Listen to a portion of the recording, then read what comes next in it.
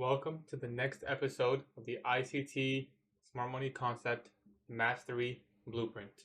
We're going into more in-depth concepts, more very specific things that you can start to actually frame models around.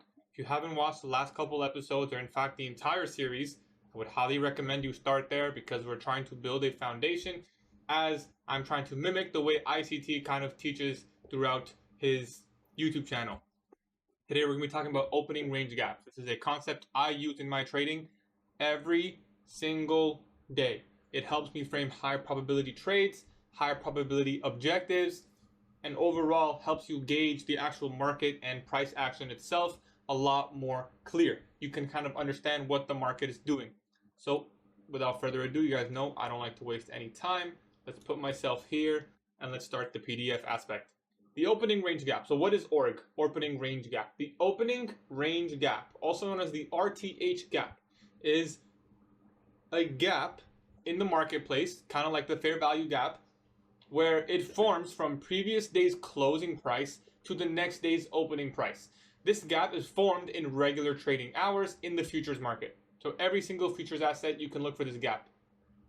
Now, in regular trading hours in the futures market, that is from 9:30 a.m. in the morning to 4:15 p.m. or 16:15 p.m. Eastern time in the afternoon. That is the regular trading hours session. Regular trading hours, that's when they start, that's when they stop. The futures market is, however, open electronically. As you know, we have Asia and London, which we talked about in the series, overnight, which you can trade electronically. But in regular trading hours, that price auction is not offered. It's only electronic.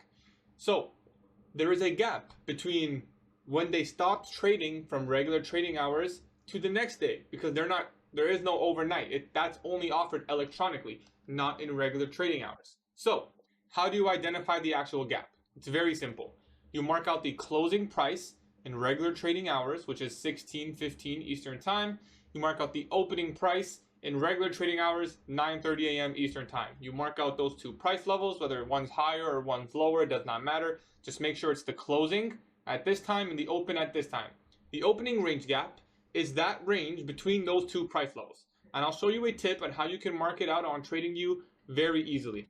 So at the bottom right corner, and I'll do a full example with you guys, but in the bottom right corner of your TradingView chart, you'll see this electronic trading hours, and you can toggle this.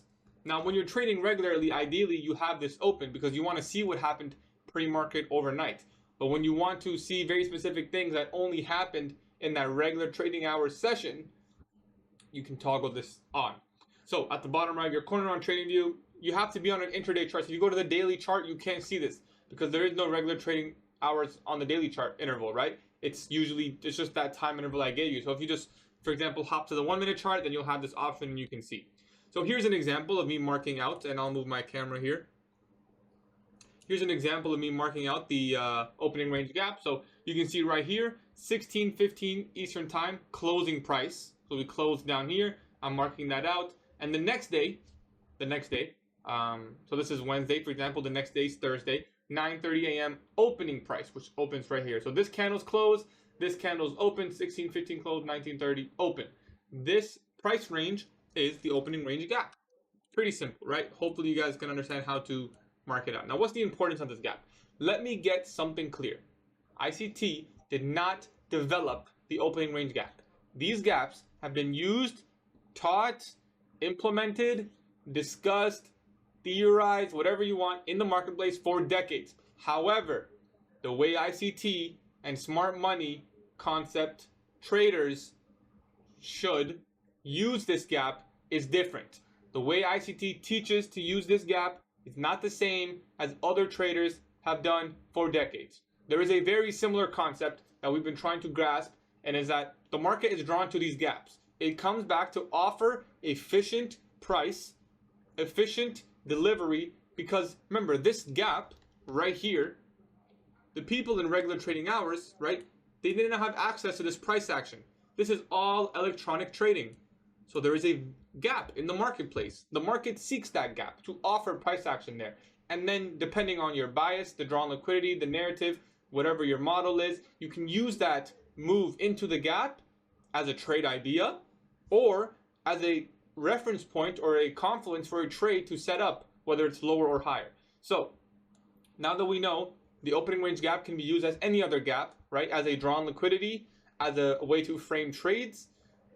This specific gap has a little bit more significance because it forms every single day and it forms in regular trading hours, but the aspect of time is embedded in this smart money concept, and that's the key. It's the fact that the gap forms at the same time. It's not something that is ambiguous. It is not subjective.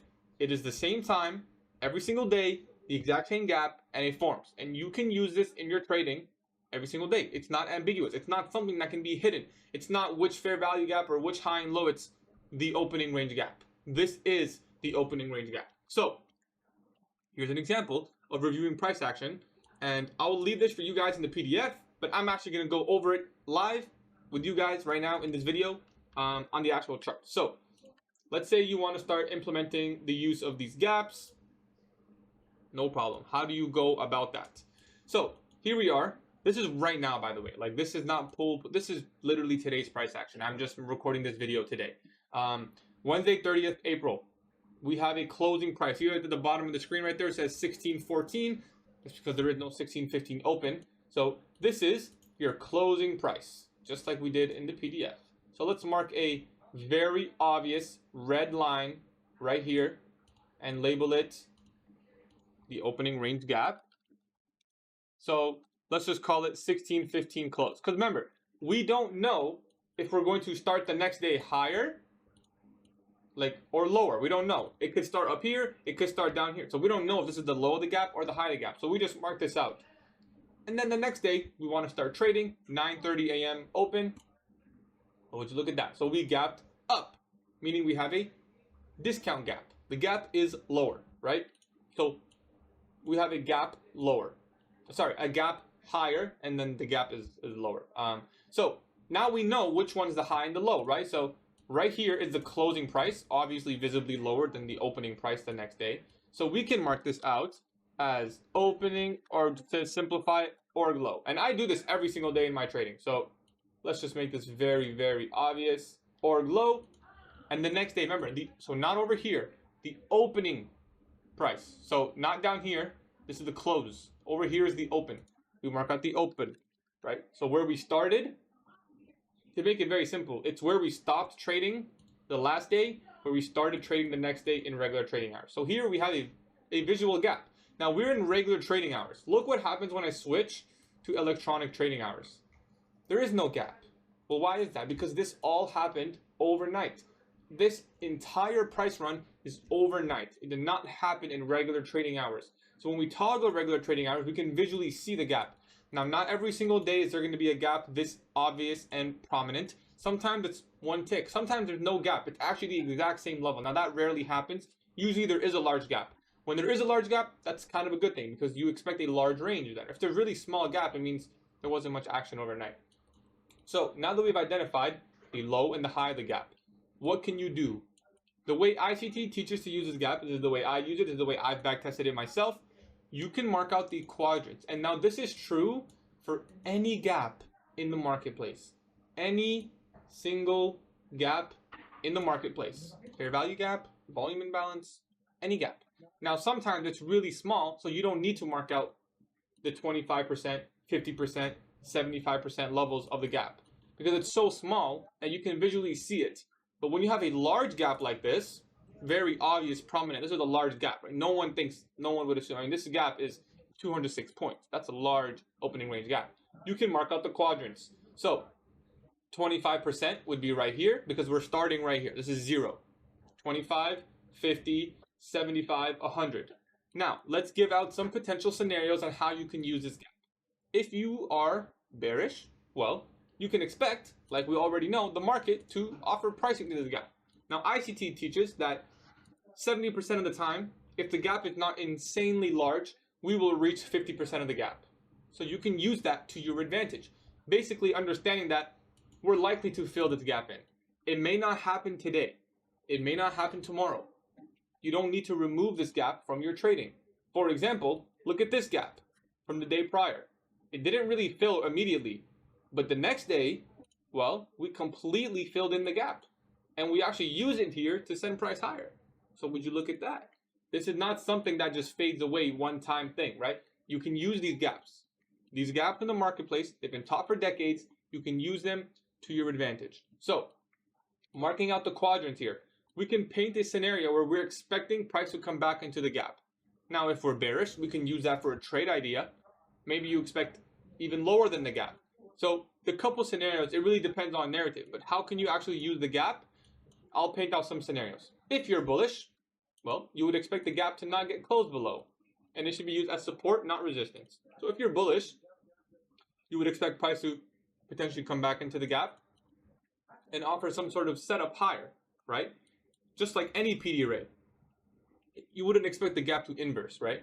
However, if you are bearish, then you'd probably expect the gap to be used as resistance, right? Expecting price to take lower. It depends on your narrative.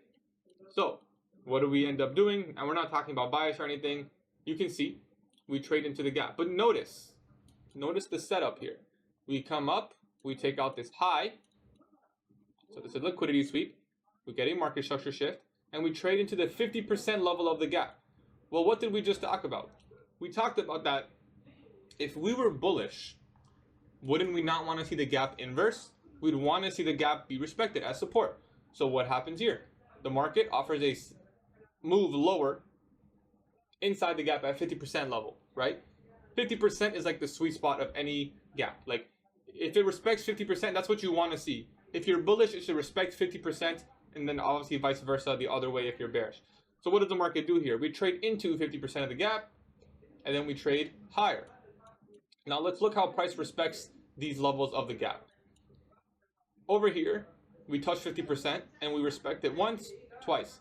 Then we come back above and we close above 25%. We trade back into 25% and then we expand higher, getting all the way back above the actual 100% or the 0% level, the opening range gap high. Once we close above it, one touch, two touch, and then we start to send price higher. And obviously here you have to look at external factors. So notice how we're leaving this portion open. We're respecting 50% and 25% on the opposite side. Remember, we're expecting it to come back down, but then we can use that in confluence for longs. So let's paint another example, and I'll do this one. I haven't even checked this out, so excuse me if it's a little bit messy, but this is your opening range gap. So let's do the closing price. So closing price right here, opening price right here. So this is a scenario where price is going up to fill the gap. So notice here, we don't fill the gap. We actually come lower, and we actually took this long on Wednesday. So this is not even hindsight at all. We actually took this long. So we come out and we take out this low, and then we get a breaker. However you want to do this. I took it off the change in the state of delivery, which was right here. So this is not hindsight. This is the trade I took on Wednesday. It was a very nice trade. I even said that I was bullish, so this fits the narrative exactly. And you can see we have a breaker block right here in the green that I'm marking out. We have a change in the state of delivery right here. We also have a lower breaker right here. So however you want to view it, it doesn't matter. Let's just use the change in state delivery, for example. So we get a change in state delivery going into the macro, which we've already talked about. Let's talk about everything we've done. So we see a liquidity sweep. We see an inversion fair value gap. We see a bullish fair value gap. We see a change in state of delivery and a breaker block. And we're inside the macro. And now we have an opening range gap higher. Well, look at that. How high probability of a trade can you really get? We've literally in this one exact trade that we took yesterday, covered pretty much every single concept that we discussed in this ICT Mastery Blueprints. Here we have the opening range gap, low and high. Let's mark out the quadrants. Here are the quadrants of the gap. So we trade, like I said, talk about this setup. Now, obviously, you would look for something to the left to frame this idea, not just taking every single setup, but here inside the macro, we get this long setup. We come to the opening range gap, low is down here, and I'll minimize my camera slightly, or you can just put it here. We trade into the low. We get some accumulation, then we expand. We eventually get to 50%. Look at 50%. We come back to 50%.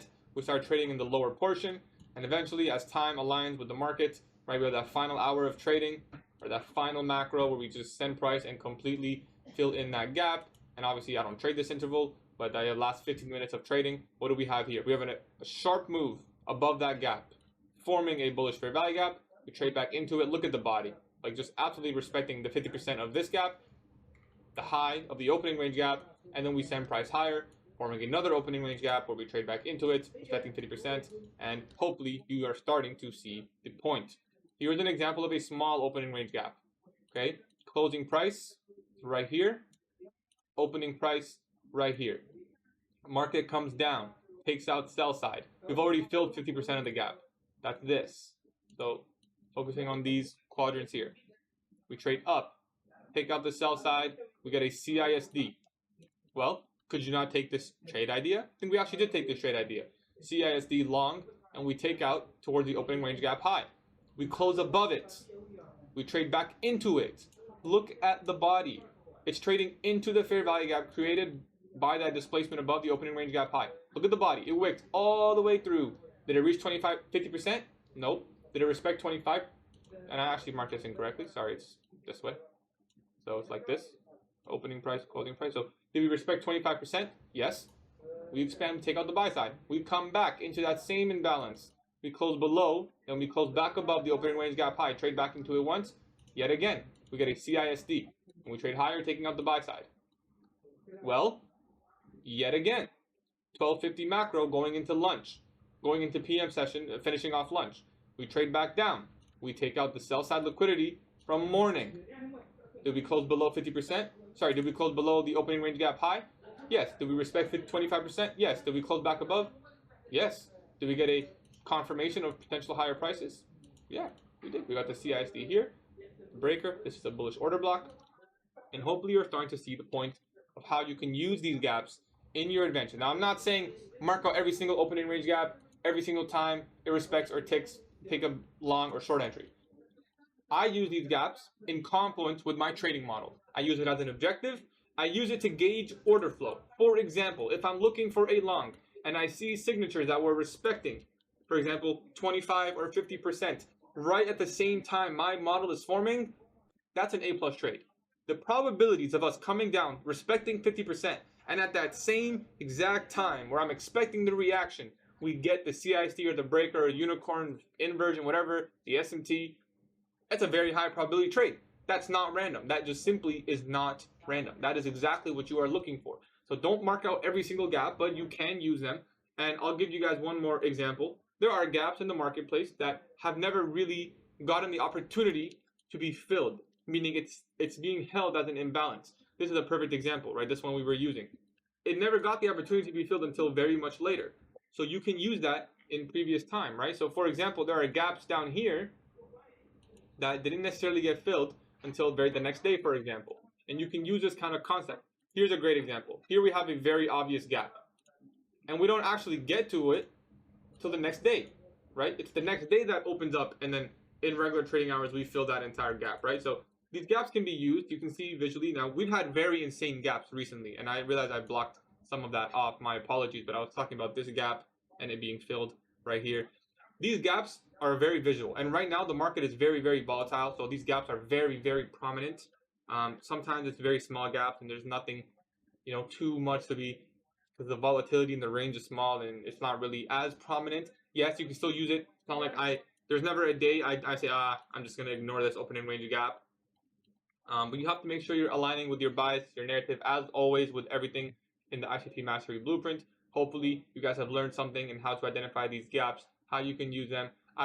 There is a lot about gaps in the marketplace separate to ICT. You can always dive deeper. There are many traders who are passed away or retired or maybe finished trading who have used these gaps for 10, 20, 30, 50 years. I don't know how far back it dates, but these gaps have been here. They've been observed. They've been used. Everyone knows these algorithms offer efficient price delivery. They offer fair value. They return to these gaps, usually send price higher or lower from these specific gap levels because it needs to offer price there. That is simply how the market moves. I hope you guys learned something in this video. I will see you guys next time. Peace.